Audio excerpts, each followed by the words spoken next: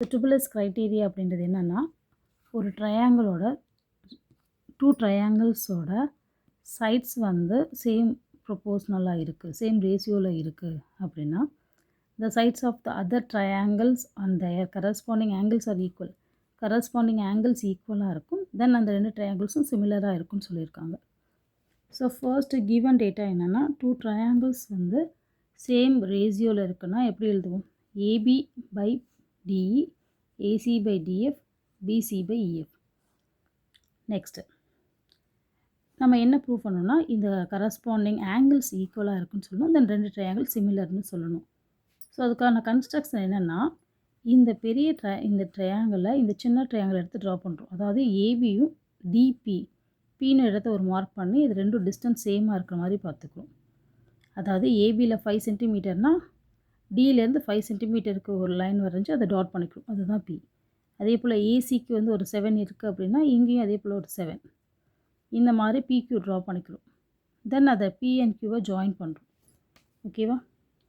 அதுதான் இங்கே இருக்குது. கன்ஸ்ட்ரக்ஷன் என்னதுன்னா, DP equal to AB, DQ equal to AC and join PQ. ஓகேவா? நெக்ஸ்ட் என்ன பண்ணுறோன்னா, இந்த 2 ட்ரையாங்கிள்ஸ்லேயும் இந்த ட்ரையாங்கிள் ஆல்ரெடி இந்த ட்ரையாங்கிளுக்கு ஈக்குவலாக நம்ம ட்ரா பண்ணியிருக்கோம். அப்போ இந்த ட்ரையாங்கிள் யூஸ் பண்ணாமல் இந்த ஒரு ட்ரையாங்கிள் வச்சு மட்டுமே சால்வ் பண்ண போகிறோம். ஓகேவா?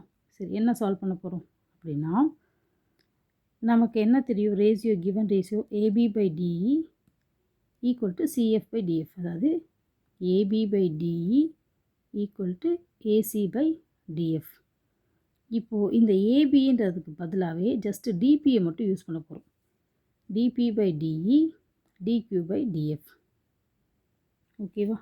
நெக்ஸ்ட் என்ன பண்ண போகிறோம்னா, இது ஒரே ட்ரையாங்கிள்லையே கொண்டு வர போகிறோம் இல்லையா? அதுக்காக இந்த ரேஷியோ கொண்டு வரதுக்காக என்ன பண்ணுறோன்னா, நமக்கு பேரலல் பிபிடி தியரம் படி யூஸ் பண்ணுவோம் இல்லையா? டிபி பை டிஇ, இந்த ரெண்டும் செப்பரேட்டாக மாறணும். இப்போது டிஇன்னு பெரிய லென்த்தாக இருக்கிறது ஸ்மால் லென்த்தாக மாற்ற போகிறோம். எதுக்காகனா, டிபி பை பின்ற ரேஷியோ கொண்டு வரதுக்காக. அதனால் சப்ட்ராக்ட் பண்ணுறோம். இப்போ பெரிய லென்த்தை சின்னதாக மாற்றணும்னா சப்ட்ராக்ட் பண்ணணும், சின்ன லென்த்தை பெரிய லென்த்தாக மாற்றணும்னா ஆட் பண்ணணும். இப்போது -1 லெஃப்ட் சைடு அண்ட் ரைட் சைடில் ஆட் பண்ணுறோம். ரெசிப்ரோக்கல் பண்ணிக்கிறோம். எது சின்ன லென்த்தோ அதை ரெசிப்ரோக்கல் பண்ணணும் மேலே. ஓகேவா? பெரிய லென்த் இருக்குல்லையா டிஇ, நான் டிபின்னு வச்சா ஸ்மாலாக இருக்கும். ஸ்மால்லேருந்து லார்ஜ் கழிக்கு சப்ட்ராக்ட் பண்ண முடியாது. அதனால் ரெசிப்ரோக்கல் பண்ணிக்கிறோம். DE by DP, -1 left side and right side cross multiplication DE minus DP by DP. டிஇன்னு இந்த பெரிய லென்த், அதில் இருந்து இந்த டிபியை சப்ட்ராக்ட் பண்ணுறா இந்த பிஇ மட்டும் வரும். ஸோ நெக்ஸ்ட்டு ரெசிப்ரோக்கல் பண்ணிட்டோன்னா DP by PE, DP by PE, DQ by QF. So already BPT theorem படி என்ன வரும்? அதோட converse theorem. If a line divides the 2 triangles of the sides of the triangle is the same ratio, then the line is parallel to the third side. PQ and EF is parallel. ஓகேவா?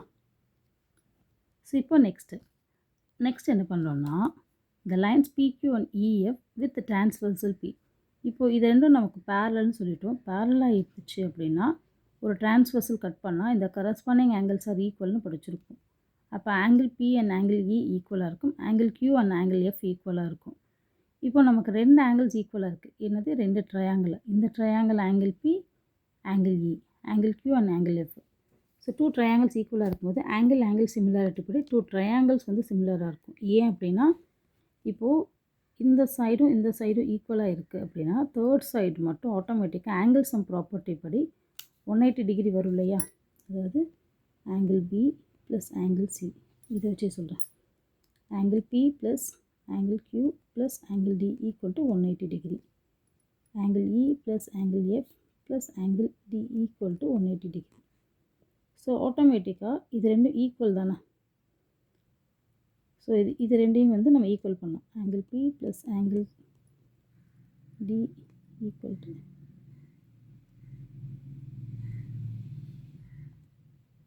So இது ரெண்டும் equal ஃபுல்லாக cancel பண்ணுறோம். So ஆட்டோமேட்டிக்காக இந்த angle ஈக்குவலாக இருக்கும், இந்த ஆங்கிளும் ஈக்குவலாக இருக்கும். ஓகேவா? ஸோ அந்த ரூல் படி அதான் AA சிமிலாரிட்டி படி இது ரெண்டும் சிமிலர் அப்படின்னு சொல்லியாச்சு. ஓகே, 2 ஆங்கிள்ஸ் சிமிலராக இருந்தால் நம்ம என்ன பண்ணுவோம்? ரேஷியோஸ் ஆர் சேம் இல்லையா? கரஸ்பாண்டிங். ஸோ அதன்படி என்ன பண்ணுறோம்? DP by DE. ஓகேவா? இந்த ட்ரையாங்கிளோட ratio DP by DE, DCQ by DF, BQ by EF. ஓகேவா?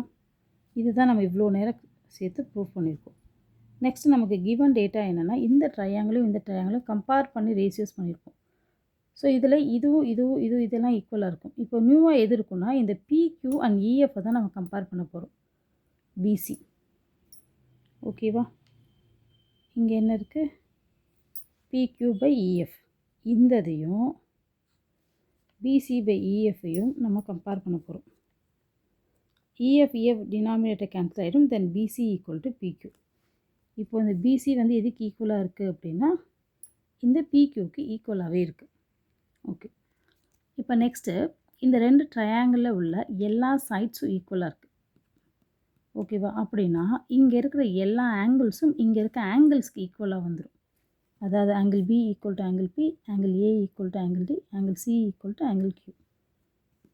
இப்போ நம்ம என்ன பண்ண போகிறோம்னா, ஆங்கிள் க்ரைட்டீரியா யூஸ் பண்ண போகிறோம். இந்த ட்ரையாங்கிளுக்கும் இந்த பெரிய ட்ரையாங்கிளுக்கும் angle B equal to angle B, angle C equal to angle Q, angle A equal to angle D. அப்படின்னா ஃப்ரம் 1லேருந்து angle B equal to angle E. ஏன்னா ஆல்ரெடி நம்ம படிச்சிருக்கோம். இது ரெண்டும் வந்து என்னது, கண்டிஷன் படி படிச்சிருந்தோம். Angle Q equal to angle F. நம்ம இது ரெண்டுமே ஆல்ரெடி என்ன பார்த்துருந்தோம்னா, பேரலல் கண்டிஷன் படி படித்து வச்சுருந்தோம். Then next angle B equal to angle E, angle C, angle Q, angle F இது எல்லாமே ஈக்குவல். அப்படின்னா இப்போது இந்த ட்ரையாங்கிள் வச்சு ப்ரூஃப் பண்ணது ஃபுல்லும் இந்த ட்ரையாங்கிளுக்கும் சிமிலராக தான் இருக்குன்ற மாதிரி கொண்டு வரும். அப்படின்னா ஏபிசின்ற ட்ரையாங்கிளும் டிஇஎஃப்ன்ற ட்ரையாங்கிளும் இருந்து பார்க்கும்போது ஆங்கிள் பியும் ஆங்கிள் இயும் ஈக்குவல், ஆங்கிள் சியும் ஆங்கிள் எஃப்பும் ஈக்குவல் ஆயிடுச்சு, ஆங்கிள் ஏவும் ஆங்கிள் டியும் ஈக்குவல்னு சொல்லியாச்சு. அப்போ இந்த ரெண்டுத்துல இருந்து என்ன கண்டுபிடிக்கிறோம் அப்படின்னா, 2 ட்ரையாங்கிளும் சிமிலராக இருக்குன்னு சொல்கிறோம். ஓகேவா? ரெண்டு ஆங்கிள் ஈக்குவலாக இருந்தாலே போதும். ஆங்கிள் சிமிலரிட்டி. ஏன்னா தேர்ட் ஒன் ஆட்டோமேட்டிக்காக அந்த 180 ரூல் படி ஆட்டோமேட்டிக்காக ஈக்குவலாக தான் வரும்.